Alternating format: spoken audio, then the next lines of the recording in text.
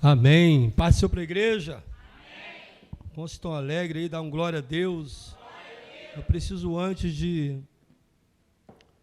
iniciar a palavra, manifestar algo que talvez alguns perceberam e outros não. No momento em que o Ministério de Louvor estava ministrando o cântico ao Senhor, eu via nitidamente um rio jorrando desse altar, querido. Eu via um rio jorrando desse altar. E Deus falava ao meu coração: estou eu enchendo vidas nessa noite. Vidas vazias. Vidas que estão precisando da minha presença. Sabe, foi um momento muito importante. A gente precisa disso às vezes, ou às vezes não sempre, porque o nosso dia a dia ele vai nos consumindo, as adversidades, os problemas, as lutas, vai nos esvaziando, e a gente permite que algumas coisas vá enchendo a nossa vida. E Deus ele faz um derramar em nós, para que esse derramar ele venha transbordar e lançar fora tudo aquilo que está dentro de nós que não precisa estar. Eu quero crer e creio que Deus nessa noite ele fez algo extraordinário na tua vida. A gente poderia agora nesse momento fazer um apelo e perguntar quem quer entregar a vida para Cristo, porque Deus já está agindo nesse lugar. Deus tem trabalhado no nosso coração. Ministério de Louvor, continue se dedicando, se consagrando, se santificando, porque através da vida de vocês muitas vidas têm sido cheias nesse lugar. E eu creio nisso, amém? Recebe essa palavra no teu coração, no nome de Jesus. Abre a sua Bíblia comigo, lá no livro, carta do apóstolo Paulo aos Gálatas, uma carta que ele escreve à igreja, ao povo da galáxia. Eu quero que você abra comigo capítulo 2, versículo de número 20. Gálatas, capítulo 2, versículo de número 20. É um verso bastante conhecido, muito recitado, mas de uma importância tão grande. Quando nós apenas lemos, não conseguimos entender o teor desse verso. Mas quando nós meditamos, a gente consegue compreender a grandeza que esse versículo ele traz para a minha vida e para a sua, amém? Quem não tiver encontrado aí, ou tiver sem Bíblia, está aqui no telão, na multimídia, rapidamente já lançaram aqui. Diz assim a palavra do nosso Deus: já estou, diga já estou, crucificado com Cristo, e vivo não mais eu, mas Cristo vive em mim. E a vida que agora vivo na carne, vivo-a pela fé do Filho de Deus, o qual me amou e se entregou a si mesmo por mim. Parece que tinha combinado com o grupo de louvor, né? Canta o louvor que ele me ama. O Espírito Santo trabalha assim. É um verso que ele está fazendo uma afirmação.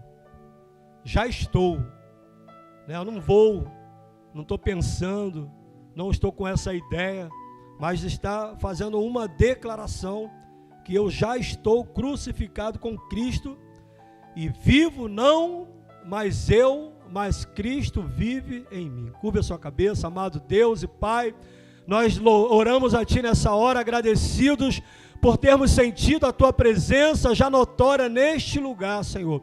Ó Deus, continua, Deus, fazendo com a atmosfera desse ambiente, continue da mesma proporção, aonde a Tua glória, a Tua Shekinah tem sido derramada neste lugar, Senhor. Fala conosco, abençoa cada vida que adentrou por essas portas essa noite, que cada um daqui que está presente saia hoje daqui, Senhor, com uma resposta daquilo que vieram buscar na Tua casa. Continua abençoando essa igreja, continua abençoando a membresia dessa igreja, continua abençoando a liderança desta casa. Nós assim oramos e Te agradecemos no nome santo e poderoso de Jesus. Amém. Glória a Deus. Amém. Muito glorioso. Eu estava pensando, quero que o Michel aí, junto com o Michel de louvor, fique com esse louvor na mente aí, né? Que quando vocês cantarem esse louvor a última vez aqui na igreja, parece que está contando a história da minha vida, né? Eu vaguei no mundo lá fora, mas não encontrei o que eu tenho agora. Eu tenho você, Espírito Santo, só tenho você, aleluia. Coisa linda, irmãos, amém? Quando a gente fala isso, o pastor, a Sara, me perguntando direto, irmão, tema para a palavra. Que eles agora estão atuando de uma forma linda, né? Colocando aí como é que é o nome que dá? O tema da mensagem. Tem aí já? Valiando vai jogar lá, né? E eu coloquei, deixando o velho homem para viver o novo. Amém? Quando a gente fala disso, colocou lá? Olha lá, ó. Olha lá, deixando o velho homem para viver o novo. E aí quando a gente fala homem, eu sempre digo aqui na igreja, que quando a gente se refere deixando o velho homem, essa palavra homem, ela se transforma em humanidade. Então ela tanto serve para mim como homem, como serve para você como mulher, amém?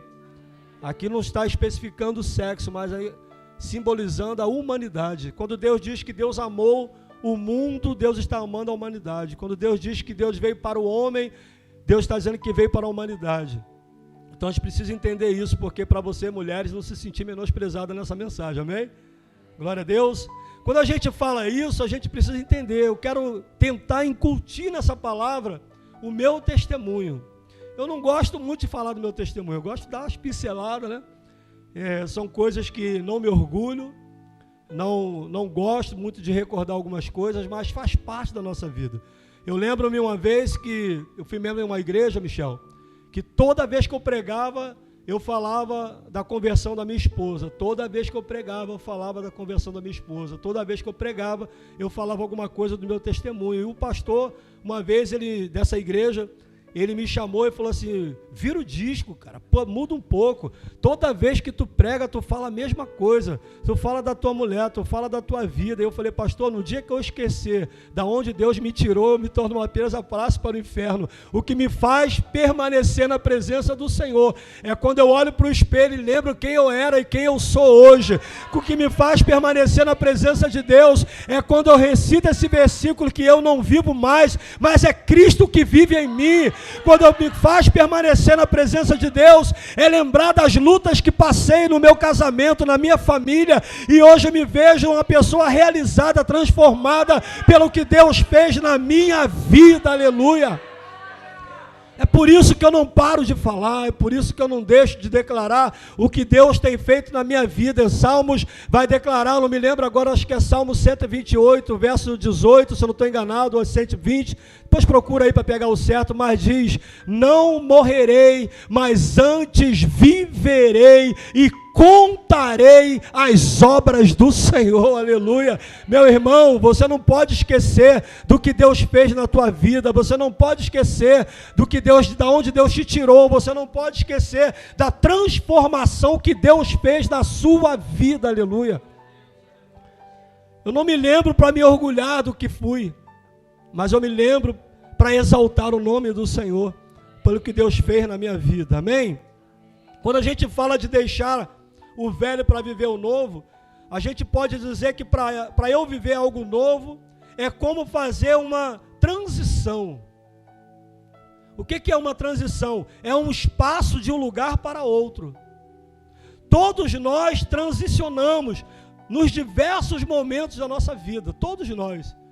Transição é algo espontâneo na nossa vida. Se você quiser ou não, você vai precisar viver transição. A gente vive transição quando a gente se torna criança, nasce, e a gente transiciona de criança para adulto. A gente muitas das vezes transiciona de um lugar para o outro. A gente transiciona de um trabalho para o outro. Quantos aqui permanecem até hoje no mesmo único trabalho da sua vida? Talvez tenha alguém que ainda está lá, mas mesmo assim você pode estar transicionando de setores, de oportunidade. Então a nossa vida em si é uma vida de transição. Ninguém nunca está sempre no mesmo lugar, ninguém nunca está na mesma situação, ninguém nunca vive as mesmas coisas. Você sempre vai transicionar de uma coisa para outra. Amém? Na transição estamos entre algo que nós fomos ou somos, ou algo novo que Deus está revelando para nós. Você está num estado, numa posição, numa situação, e Deus quer transicionar você. Deus quer levar você para um outro nível. Deus quer levar você para outro estágio. E a gente precisa estar aberto para isso. É como uma criança que se alegra.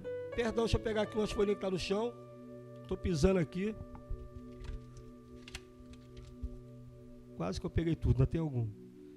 É como uma criança que se alegra quando começa a dar seus primeiros passos, depois de um longo tempo engateando.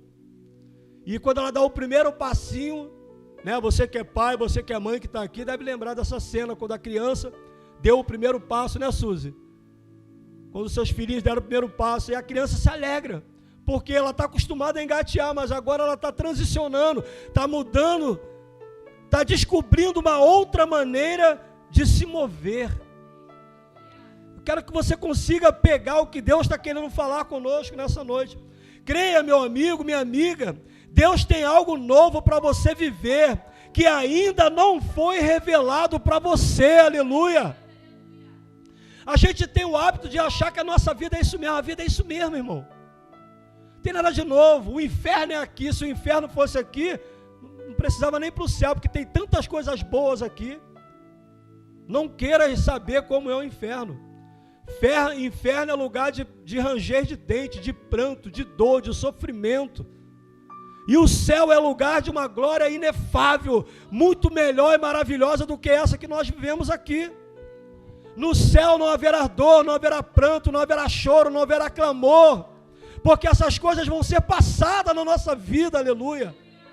Isaías 43, verso 18 e 19 diz: não vos lembreis das coisas passadas, nem considereis as antigas, eis que faço uma coisa nova, e agora já está saindo a tua luz, aleluia.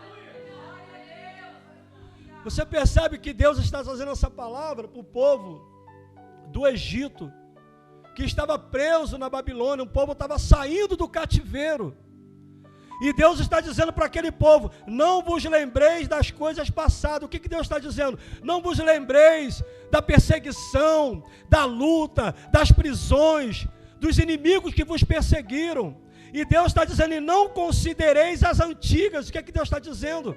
Não considereis o fato de eu ter ter sido nuvem no deserto para você. Não considereis de eu ter sido coluna de fogo para você. Não considereis a água que eu fiz jorrar da rocha para você beber. Não considereis o maná que eu fiz descer do céu para a tua vida, porque o que eu tenho para você é maravilhosamente melhor do que isso. Eu tenho algo novo, algo que você não conhece, algo que você não experimentou, aleluia. É isso que Deus tem para a minha vida e para a sua, sabe? Deus está aqui nos incentivando a mudar o nosso foco do passado e olhar para aquilo que Ele está fazendo de novo em nossas vidas. Amém? A gente precisa entender isso nessa noite, que você só vai conseguir viver o novo de Deus quando você se desprender do passado. E era assim que o Nelson vivia. A minha história, meu testemunho começa com 14 anos de idade. Na verdade, bem antes, né? Com 8 anos de idade, quando meus pais se separaram. Eu já presenciei com 8 anos de idade aquela cena horrível. Essa cena até hoje, ela nunca foi apagada da minha memória, quando o meu pai chegou em casa, e a porta trancada e a mala de roupa do lado de fora, e minha mãe não deixou ele entrar e mandou ele embora. E aí você percebe uma criança de 8 anos de idade, que não tem nada a ver com esse problema, não tem nada a ver com essa situação, uma criança que ama o pai, que ama a mãe, a presenciar uma cena dessa. E eu já cresci, já me tornei adulto com esse pensamento que se um dia eu me unisse a uma mulher, seria para sempre. Eu não queria aquilo para a minha vida. Fui uma pessoa de poucos relacionamentos. Eu contei aqui outro dia na escola dominical que a minha trajetória ruim, ela começa quando eu completei 14 anos de idade. meu pai era alcoólatra. Quase todos os dias chegava bêbado em casa, e quando eu completo 14 anos de idade, eu digo para o meu pai: pai, um dia antes, os amiguinhos estão se organizando para fazer uma festinha aqui em casa. Eu quero te pedir um favor, não chega bêbado, não. Naquele dia, o meu pai chegou tribêbado. Pior do que chegava antes. E eu, um adolescente de 14 anos, viro para o meu pai e digo: pai, pedi para o senhor para não chegar bêbado, o senhor chegou pior do que os outros dias. E ainda na frente de todos os meus amiguinhos ali, meu pai dá um tapa na minha cara. Imagina, eu entro no meu quarto, pego uma mochila, coloco meia dúzia de roupa dentro e saio, vou embora no meio da festa, ninguém entendeu nada. E ali começa a trajetória ruim do evangelista Nelson, que vocês conhecem hoje. Fui parar em Vaz Lobo, onde meu pai trabalhou numa padaria, eu conhecia, que às vezes eu visitava naquele lugar. Pedi ali que aquele patrão, que se tornou um grande amigo, que até hoje temos amizade, que me desse uma oportunidade naquele lugar onde eu trabalhei, sendo menor de idade. Naquela época, o menor não podia nem assinar carteira para trabalhar em tempo integral, tinha que ser meio período, porque tinha que estudar. E aí confessei para ele que eu não tinha para onde ir, não tinha lugar para onde ir, estava envergonhado, não conseguia voltar para casa. E trabalhei um bom período naquela padaria e dormia nos fundos daquela padaria, era um antigo sobrado. E assim começa a trajetória. Aos 16 anos de idade, eu, por influências, que as pessoas dizem: não, ninguém me influencia sim, irmãos. Por influência de amizade, eu experimentei pela primeira vez a cocaína. E nessa de experimentar, eu me tornei um dependente da cocaína. Foi muito difícil. Às vezes, quando eu falo aqui, às vezes a gente fala num tom de brincadeira para poder, talvez, amenizar a forma que vivia. Que eu fui viciado em drogas, roubava, mentia, adulterava, prostituía, fornicava. Era 7-1, estava quase sendo promovido a 7-2. Aí você gira, porque eu dava a volta, tem que era 7-1 igual a mim, Henrique. Então eu estava quase sendo promovido. Por um período de tempo, eu trabalhava em uma gráfica no Jacaré. E isso tem coisas que eu vou falar aqui que tem minha esposa, minha família nem sabem. E hoje é o culto da revelação, percebe isso? E eu já fazia parte do tráfico naquela época. Estou tirando o microfone, estou sendo filmado, já não estou nada. Fazia parte, depois dá uma edição lá. Vai que tem alguém antigo aí que vai lembrar do Nelson. E aí, eu já fazia parte, já estava muito envolvido. Eu era aquele que participava, mas que era acima de qualquer suspeita. Trabalhava, tinha carteira assinada, fazia depósitos em bancos para quem não podia sair da comunidade. Estava muito envolvido. E aí, resumindo, houve um tempo da minha vida que nós já tínhamos a Roberta, estava grávida do Ricardo. Quando a Zelei foi para o hospital para dar a luz ao Ricardo, a situação de um pai, quando a esposa vai para o hospital, o que é que ele faz? Ele corre para o hospital. E eu corri para a comunidade. Fui usar drogas, passei uma semana, quase 15 dias dentro da comunidade. Não tinha mais coragem de comparecer diante da minha esposa. Viajei, Michel, para João Pessoa, para Paraíba. Quando eu estava na primeira parada de Campos, que é a primeira parada que o ônibus faz quando vai para João Pessoa, eu liguei para a Zelei falando: eu estou indo embora. E ela não acreditou. Eu falei: estou te ligando aqui de Campos, estou indo embora. E aí a gente pensa que a gente toma algumas atitudes que é nossa. E eu já não entendia, Deus já estava trabalhando nessa situação. Já era um projeto de Deus, porque Deus sabia que se eu permanecesse aqui, o meu destino seria cadeia ou cemitério. Porque estava demais a situação. Não estava mais suportando isso. E aí fui fugido para lá. Ainda passei um bom tempo lá fazendo muitas coisas erradas, que não me orgulho de nada disso. Mas com o tempo, eu conto sempre aqui, uma cruzada evangelística. Estava ali sendo pregada a palavra do Senhor. E um jovem, de aproximadamente 16 anos, falou de Cristo para mim naquela noite. E ele falou coisas que somente eu sabia. Ou seja, hoje eu entendo que Deus sabia muito mais do que eu. E eu comecei a entender algo diferente naquele, embora não entendia nada sobre igreja. Mas ele começou a falar coisas que eu pude entender. Se não fosse Deus usando aquele jovem, ele não poderia falar aquelas coisas. Que eram segredos que somente eu sabia. Nem minha esposa, nem minha família sabiam. E quando ele começou a falar aquelas coisas, algo mudou dentro de mim. Algo mexeu dentro de mim. Que foi exatamente quando eu, depois de 2 domingos desse dia, eu resolvi ir à igreja. Frequentar um culto. Fui para a igreja, Michel, de bermuda, de camiseta, estava bastante calor naquele dia, um maço de cigarro no bolso. Quando eu cheguei na porta da igreja, os diáconos fiscais, que fazem um bom trabalho na casa do Senhor, meu filho, assim você não pode entrar na igreja. E aí o pastor parece que de lá percebeu, não, pode deixar ele entrar. E eu sentei lá no último banco, fiquei ouvindo a palavra do Senhor naquele dia. Fui embora para casa. E aí já trabalhava numa família que eram todos evangélicos, rebobinando motor de geladeira. E aí o rapaz que me pagava, que era filho do seu José de Dário, que era o nome do meu patrão, Deus deu a ele uma estratégia. Eu só vou te pagar no domingo após o culto, que eles pagavam no sábado. E aí ele me obrigava a ir para o culto. Eu fui o primeiro domingo, depois daquele primeiro que eu tinha ido, fui o segundo domingo. Acabou o culto, ele me pagou, fui embora para as baladas da vida. Lá no norte é forró, né? Os forrós da vida. No terceiro domingo, quando eu fui, eu já fui decidido a ter uma vida transformada. Eu me lembro como hoje, que eu disse para minha mãe assim, ó, hoje eu vou ser um bíblia. Não falei nem crente. Hoje eu vou ser um bíblia. E Deus usou, e o Satanás usou a boca da minha mãe e riu e falou assim, só acredito vendo. E eu fui para a igreja naquele dia, era congresso de jovens. Isso que eu tenho esse carinho com a juventude, eu não sei, hoje eu entendo por que isso. E eu me lembro como hoje uma jovem daquela igreja estava cantando aquele louvor da Shirley Carvalhais, Vendavais, alguém conhece? E ela cantava e gesticulava com as mãos, e eu sentado do lado direito, do meu lado direito da igreja, no último banco, e ela quando falava as frases e parava a mão, sempre a mão parava na minha direção. Não era na minha direção, mas Deus queria que eu entendesse que fosse.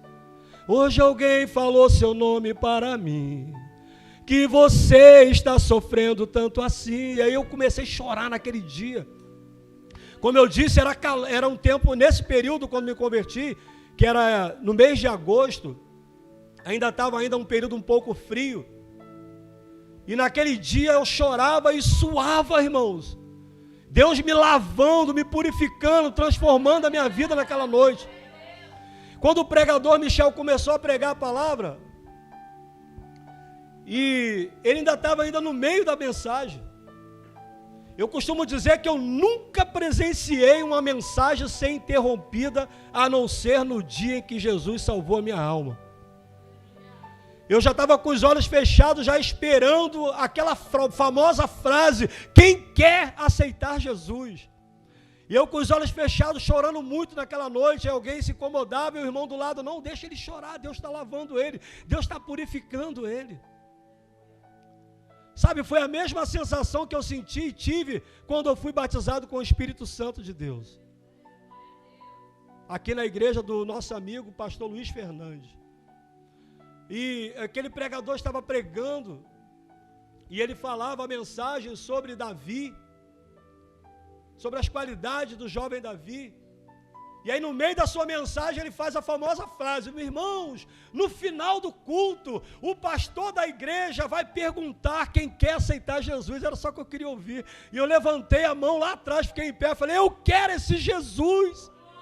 Aí o pregador, não irmão, senta aí, não é agora não. E o pastor levantou atrás dele, me lembro como hoje, não irmão, é agora sim. Tomou o microfone da mão daquele pregador. Vem à frente, meu jovem, pode vir no meio da mensagem. Aquela igreja, ela tinha aproximadamente 62 jovens, eu fui o jovem de número 63 daquela igreja. Um por um saíram do seu lugar e me deram um abraço naquela noite. Eu me senti a pessoa mais acolhida, mais querida naquela noite. Eu sempre fui esse Nelson bobão, extrovertido, que gostava de fazer os outros rir. Mas quando eu comecei a me envolver com as drogas, eu era uma pessoa que aonde eu chegava as pessoas saíam. Isso doía muito, porque eu não entendia por que aquilo, mas hoje eu entendo. Porque ninguém quer estar perto de alguém que pode trazer um perigo, trazer uma situação difícil. Entende, Henrique? Então, quando as pessoas chegavam perto das pessoas, as coisas mudaram, porque eu era aquele que onde eu chegava, todo mundo queria estar. Embora eu contasse aquelas piadas repetitivas, piada que muita pra gente era sem graça, mas as pessoas ainda riam, ainda se alegravam com aquilo. Mas quando eu comecei a me envolver com coisas erradas, aonde eu chegava, as pessoas se distanciavam. E naquela noite da minha conversão, eu me senti muito especial, porque cada um daqueles jovens saíram do seu lugar e me abraçaram. Sem me conhecer, independente do que eu era, todo mundo me abraçou, eu me senti acolhido. É isso que o Evangelho faz com a minha vida e com a sua. Ele nos abraça, Ele nos acolhe, Ele nos acalenta. E é por isso que você precisa transicionar desse velho homem para o novo, para que você possa experimentar essas coisas boas que Deus tem para a tua vida, sabe? E aí depois daquele momento todo, eu voltei para o meu lugar já convertido, e o pastor passou o microfone, o pregador pode continuar a mensagem. E ele continuou a pregar, e aí a metade da pregação eu já era convertido, transformado pelo Senhor. Deus quer fazer isso na sua vida. Sabe, às vezes a gente perde oportunidades na casa de Deus. No momento em que o ministério de louvor estava aqui ministrando e o derramar de Deus estava sendo derramado, você teria a sua oportunidade de sair do seu lugar e se jogar no altar do Senhor, para que Deus viesse fazer algo extraordinário na sua vida. A gente precisa dar o primeiro passo. O que Deus quer fazer na minha vida e na sua, Ele depende do meu e do seu primeiro passo. Amém? Para você declarar essa palavra, o primeiro passo para viver o novo de Deus é renovar a nossa mente. O apóstolo Paulo deixa registrado em Romanos 12, 2. Não vos conformeis com este mundo, mas transformai-vos pela renovação da sua mente, para que possa experimentar a boa, agradável e perfeita vontade de Deus. Você nunca vai conseguir experimentar o novo de Deus sem que você se esvazie do velho. Percebe? Talvez por isso Deus me deu essa visão no momento do louvor. Porque Deus, Ele quer fazer algo na minha vida e na sua, mas antes você precisa se esvaziar do velho. Renovar a sua mente. Entender que Deus tem algo novo para a sua vida. Eu lembro-me que quando eu estava na famosa palavra que a gente só conhece, abstinência, né? Que é quando você sente a falta daquilo que te dava o prazer, que você consumia, que você usava. E muitas das vezes eu ficava com medo de ter recaídas. Porque eu ainda tinha condições de adquirir aquelas coisas. E às vezes eu me confessei com o pastor, falei, pastor João Jerônimo, faleceu agora acho que ano de 2018 ou 19, 2021, foi no período da pandemia. Um homem de Deus, meu primeiro pastor, homem sábio. E aí eu confessei pela uma vez, pastor, eu tenho sentido algumas fraquezas, tenho sentido algumas recaídas, às vezes eu fico com vontade de voltar, joguei aberto com ele, às vezes eu fico com vontade de voltar a usar droga. E ele falou assim, meu filho, a igreja lá, a maioria das igrejas no norte, a casa pastoral é colada com a igreja. Lembra que eu conto aqui, às vezes eu lavava a igreja e ficava murmurando igual o Zé Buscapé, né? Porque 63 jovens, eu falava, irmão, vamos lavar a igreja amanhã. Aí os jovens, amém! Chegava na segunda-feira, não ia ninguém, irmão. E aqueles bancos de madeira pesados, aí eu passava um lado para o outro. Antes eu pegava, vou falar uma linguagem estranha aqui, eu pegava o burro mulo e o jumento do meu falecido padrasto, colocava a sela neles, colocava a cangalha, colocava as ancoretas, ia para a beira, o que eu estou falando? Ninguém tem, alguns estão entendendo. Ia para a beira do riacho, enchia as tinas com água, colocava na ancoreta, levava para a igreja, enchia os galões de água. E começava, pegava os bancos pesados, passava de um lado para o outro, arrastando, eu não tinha força para pegar aqueles bancos sozinho. Desocupava o lado todinho da igreja, murmurando, irmão. Pensa num cara que murmurava. Esses jovens preguiçosos que não fazem nada, falaram que viram, não vê ninguém, deixa eles e não sei o quê. E o pastor, ouvindo tudo, que o basculante da igreja dava para a casa do pastor e lavava a igreja toda. E o pastor uma vez disse para mim, olha, quando você estiver lavando a igreja, mesmo que seja difícil lavar sozinho, não murmura não. Porque murmurador só tem um lugar para eles, a terra vai abrir, vai te engolir, não murmura. Canta, dá glória, se alegra. Quando chegar lá no céu, aí os jovens vão, quando Jesus falar assim, venha Nelson, receber o teu galardão. Aí vai ser aquele galardão enorme. Aí os jovens, né, que não vinham ajudar a lavar a igreja, você fala, Nelson, deixa eu te ajudar a carregar o galardão. Você fala, não, pode deixar, eu lavava a igreja sozinho, vou levar o galardão sozinho. E eu ficava com aquelas coisas, daquela sabedoria daquele homem. E ele disse para mim, olha, quando você tiver com essas abstinências, vem aqui para casa, vamos conversar, vamos bater papo. Porque a gente vai conversar sobre Deus, vamos falar acerca de Deus, vamos falar acerca do Evangelho, e logo você vai esquecer dessas coisas. Eu fui um tipo de Josué, pastora, com esse pastor João Jerônimo. Eu não me apartava da tenda do pastor, meu irmão. Estava quase todo dia lá. Quase todo dia. Eu fazia propósito, Roberto, de chegar lá entre 7 e 8 horas da manhã já para filar o café.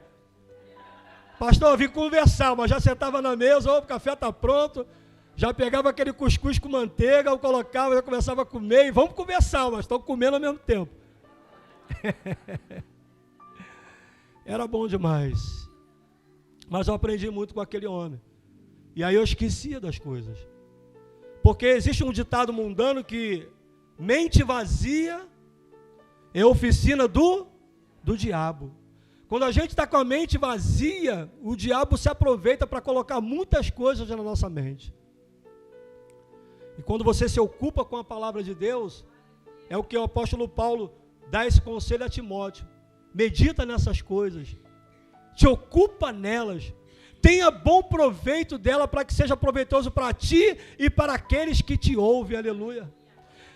Você precisa se ocupar da palavra de Deus, daquilo que Deus tem para a tua vida, amém?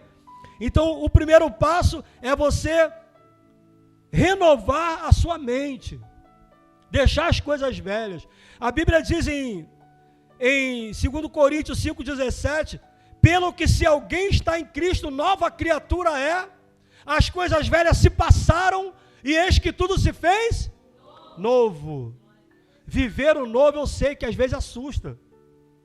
Viver o novo às vezes nos traz assim um sentimento, meu Deus, como é que vai ser? Porque a gente é coisa nova. O que Deus tem para mim é novo, eu preciso estar aberto para viver o novo de Deus.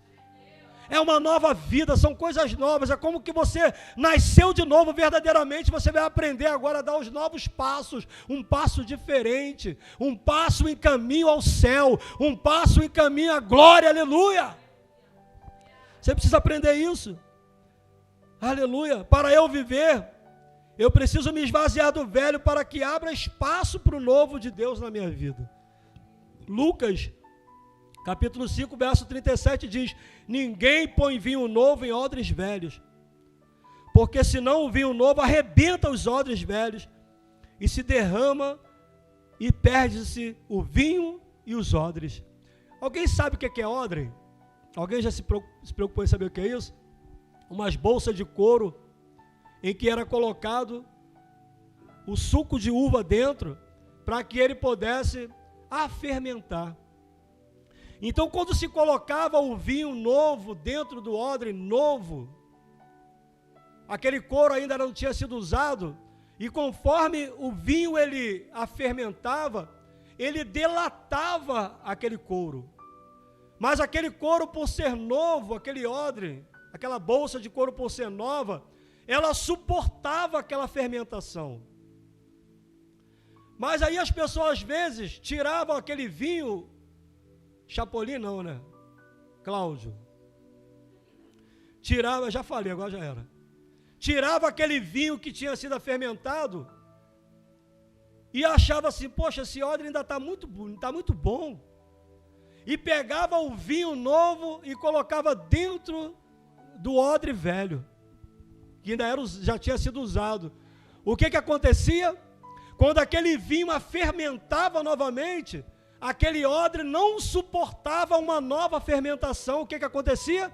Rebentava aquela bolsa de couro. Perdia-se o vinho e perdia-se o odre. Nós somos assim. Nós já fomos usados. Já foi colocado dentro de nós muitas coisas. O que nós podíamos suportar de deletação, já foi suportado. Para se colocar algo novo, Deus também precisa nos tornar o quê? Novos. Amém? Pega isso nessa noite. É por isso que diz que se alguém está em Cristo, nova criatura é. As coisas velhas se passaram e eis que tudo se fez novo. Deus quer derramar vinho novo na tua vida.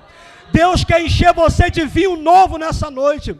Mas Ele não pode fazer isso enquanto você for um odre velho, um odre usado. Deus quer te tornar um odre novo para também colocar o novo dentro de você. Aleluia.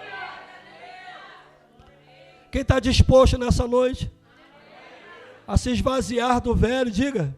Repete comigo, quem está disposto nessa noite? Diga para quem está ao seu lado aí, profetiza, está disposto nessa noite a se esvaziar do velho e Deus te transformar em novo, para você receber o novo nessa noite? Aleluia. Deus quer encher você nessa noite. A segunda parte do testemunho, eu vou resumir, porque quem tem que dar não sou eu. Volta para o Rio de Janeiro. Ligo para as eleições, estou indo no Rio. Vai me encontrar na rodoviária. Ela foi. Eu cheguei. 2000 e? Não, fala que eu não vou entender. 1 ano e 7 meses depois, sem conhecer, Michel, o meu filho, pessoalmente. Só por fotos. Eu acho que até por isso a gente teve assim, um relacionamento meio conturbado um tempo atrás. Graças a Deus, Deus já quebrou isso. É aquelas formas de amar, né? Que a gente aprendeu lá no curso de casados, que cada um tem uma forma de demonstrar o amor. O meu é diferente de muitos pais, né? Que abraça, que beija. O meu já é daquele cuidado, da preocupação, de corrigir, mas amo todos os meus filhos de modo igual, né? Eles dizem que eu gosto mais da Raíza que a caçula. Mentira, Roberto, tudo igual. Tá?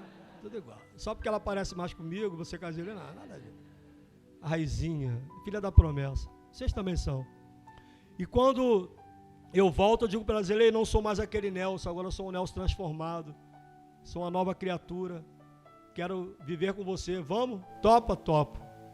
Só que a minha esposa, quem não a conhece, essa mulher linda que está ali, a mais bonita desse culto, era uma mulher espírita. Era uma pessoa que servia aos inimigos das nossas vidas. E aí você imagina, Ventura, numa sexta-feira a tua esposa sair para um centro de macumba, voltar só no domingo. Como que um homem suporta uma coisa dessa? Muitos conselhos de cristãos, né? Larga essa mulher, cara. Tu nem casado com ela é. Deus tem algo diferente para a tua vida. Deus tem uma serva de Deus para você. Mas eu glorifico a Deus porque muito mais do que essas pessoas era dizer o contrário. O que Deus fez na sua vida, vai fazer na vida dela. Várias foram as vezes que chamava para ir para a igreja. Que igreja o quê? Para com esse negócio. Mas Deus foi me dando estratégia. E hoje está aí. Não vou contar o testemunho dela porque ela que tem que contar. Mas hoje estamos aí. Se converteu em 99. Uma pessoa que dizia que nunca ia colocar o pé dentro de uma igreja, se converteu em 99 e está até hoje aí na presença do Senhor. E Deus tem feito grandes maravilhas na vida dela, como na nossa família. Então, eu tinha tudo, irmãos, para ter uma família, Diniz, destruída, desestruturada. Meus filhos, não dizer que é obrigatoriamente o filho segue o passo dos pais, porque esse ditado de filhinho de peixe, peixinho é, essa é conversa fiada, né, irmão? Mas tinha tudo para isso. Porque muitos filhos hoje que estão aí perdidos, muitas das vezes eles usam isso, porque os pais são referência. E quando você às vezes vai repreender, meu pai e minha mãe também eram assim, eu sou assim também. É os famosos Gabriela, né? Nasci assim, vivi assim, vou morrer assim. Mas eu louvo a Deus, muitas palavras contrárias foram ditas. Não é isso, amor? Você vai sofrer com teus filhos. Seus filhos vão dar na sua cara. Seus filhos vão fazer você passar pelo que você fez os seus pais passar. Seus filhos isso, seus filhos aquilo. Meus filhos só me dão alegria, irmão. Eu até falei aqui outro dia que por falta de hábito, os meus filhos, Michel, não me chamam de senhor, nem chamam a minha esposa de senhora. Os meus filhos não têm hábito de pedir benção pai, benção mãe, porque foi questão de hábito, de costume. Mas o respeito está acima de tudo isso. Às vezes a gente parece até um grupo de irmãos, né? É obrigado a vir gritar para a vizinhança, não é briga não! Como o Claudio Duarte diz, é a família o quê? Dispersiva não, aglutinada. Aí Deus pega essa família aglutinada e traz para a igreja do pastor Romero, que é uma família... Não, meio termo não. São aquela família, como é que é o nome que dá, que é mais calminha? Dispersiva. E é por isso que eu digo que todo pastor que tem uma família igual ao evangelista Nelson vai receber um galardão maior do que os outros pastores. Toma posse nessa noite. Porque não é fácil. Eu não suportaria eu mesmo. Já teria mandado ser expulsado da igreja. Brincadeira, eu sei disso, mas Deus tem feito isso na nossa vida, irmãos. Uma família que tinha tudo para dar errado.